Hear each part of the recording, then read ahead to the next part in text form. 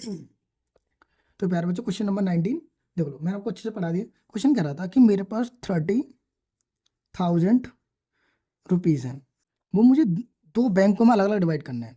मैंने मान लिया एक में किया एक्स, तो दूसरे में कितना हो जाएगा 30,000 माइनस एक्स। यस या नो? अब वो कह रहा है अच्छा एक बात बता मुझे कि प्रिंसिपल क्या होता है, पैसा, आर क्या होता है रेट, और टी क्या होता है समय। तो चलो फॉर्मूला क्या होता है, आई बराबर पी आर टी। इसमें टी कितना होगा हमारा 1। सर 1 क्यों हुआ? फिर उसने क्या रखा है, क्वेश्चन में दे रखा है कि वार्षिक, वार्षिक मतलब एक साल। चलो तो लगाए पी आर बचा हमारे पास, टी तो चला गया, आई। इसके वैल्यू बताओ कितनी मेरे पास, पहले पी निकालो, पहला एक्स, दूसरा कितना 30,000 माइनस एक्स। आप भी बना लो। अब इस आप भी को आपको इसी फॉर्म में नहीं बनाना, नहीं इस फॉर्म में बनाना है, ठीक है, स्तंभ के रूप में बनाना है। अब दूसरा बताओ सर आर क्या होगा, पहला कितना आ रहा है मेरे पास 5%, को हटाएंगे तो कितना आसान आएगा, जैसे कि आप पता है 5% लिखा हुआ है। अगर मैं इसे ऐसे लिख दूँ तो कितना आएगा 100, तो मैं इसे ऐसे डायरेक्ट ऐसे लिख देता हूँ, यहाँ आएगा 7%। क्यों, दो रेट थे भाई, एक 7 पर एक, दोनों को मिला के कितना आ रहा था भाई 18,000, सॉरी 1800, 1018। उसने दे रखा था मुझे आई की वैल्यू कितनी आनी चाहिए, पहले पार्ट में इतनी, दूसरे में दे रखी है वो 2000। तो चलो और थोड़ा सा आगे चलते हैं हम। मैंने किया फर्स्ट पार्ट के लिए तो हो गया इतना, और थोड़ा सा हम आगे चलते हैं। तो यहाँ देखो x इंटू 5 हो जाएगा, यानी 5/100 x mine plus 7/1000, so 100, and यहाँ पर 30,000 माइनस एक्स बराबर आएगा 80,000।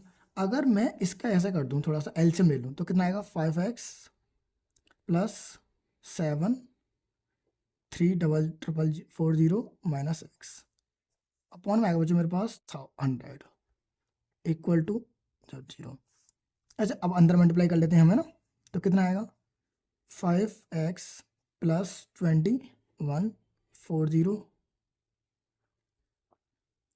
माइनस 7x, और अपॉन में 100 चल रहा है बराबर 18। थोड़ा सा और आगे चले हम, तो यहाँ क्या आया 5 माइनस 2 तो माइनस 2x, 5 माइनस 7 करेंगे तो कितना आएगा 5 माइनस 7 x कितना हो गया -2x प्लस 240 अपॉन में 100।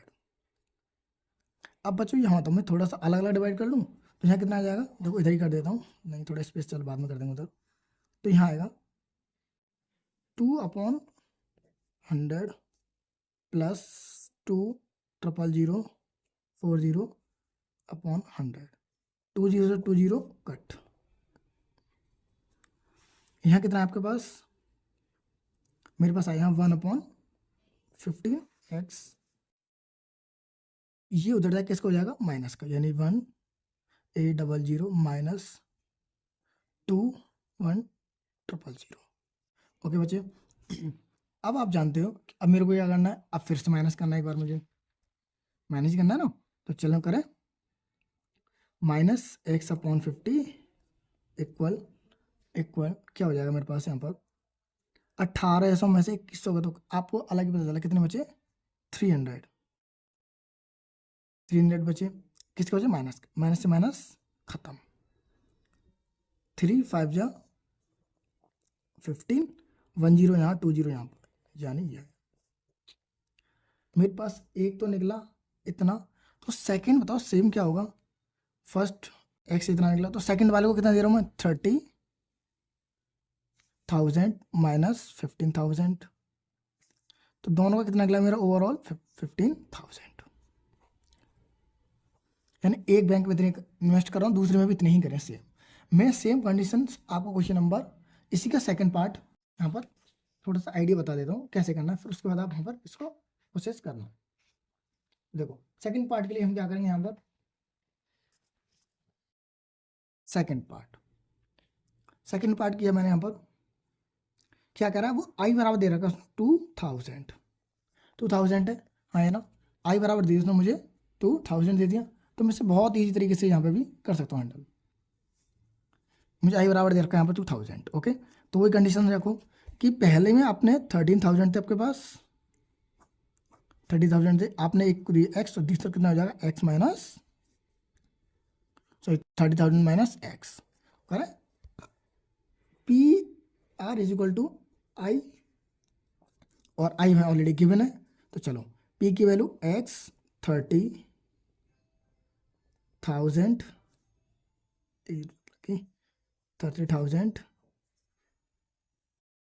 दूसरा करो कितना आ जाएगा यहाँ पर,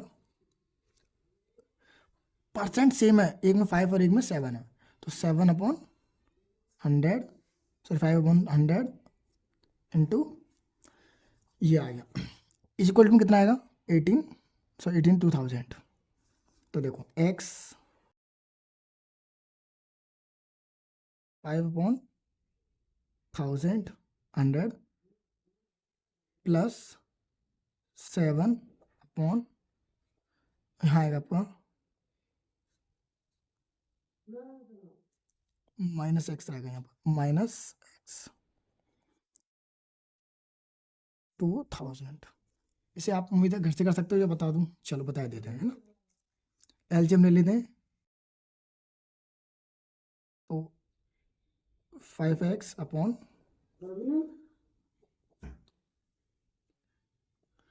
एंड उसके बाद यहाँ आ जाएगा 7 3 21 अपॉन माइनस 7x अपॉन कितने में रखा है इक्वल 2000। अब मैंने देखो, अब मैंने क्या किया कि इन दोनों को यहाँ मैंने सेपरेट कर दिया, है ना, क्योंकि तो इसका इसमें अलग मल्टीप्लाई किया, इसमें अलग कर दिया, ओके। अब हमें दिख रहा है, क्या दिख रहा है कि इन तीनों का एलसीएम सेम है, सेम है। देखो ये 5 और यहाँ जाएगा माइनस 2x अपॉन 100, और यहाँ 20 से 20 कट, तो कितना बचा प्लस का 2100। बताओ, अब वही कंडीशन सेम, अब ये उधर जाए किसको हो जाएगा नेगेटिव, तो नेगेटिव करें, डाक टिक हटा दूंगा, अब यहाँ बचेगा आपको -3, सॉरी नहीं 100 बचेगा, 100 है ना, 100 बचा, 2000 में से 100 का 2100 कटेंगे तो 100 बचेगा, माइनस से माइनस कट, 2 से 50 time x is equal to 100 multiply 50। तो नेक्स्ट अगर थोड़ा सा हम यहाँ कर रहे हैं तो क्या आएगा मेरे पास, x इज इक्वल टू 5,000, यानी एक बैंक में कितने खर्च कर रहा है वो 5,000, दूसरी में कितना करेगा, दूसरी के लिए क्या हो जाएगा 30,000 माइनस 5,000, यानी ओवरऑल क्या आएगा 25,000। इस हिसाब से वो पैसों में खर्च कर रहा है वो,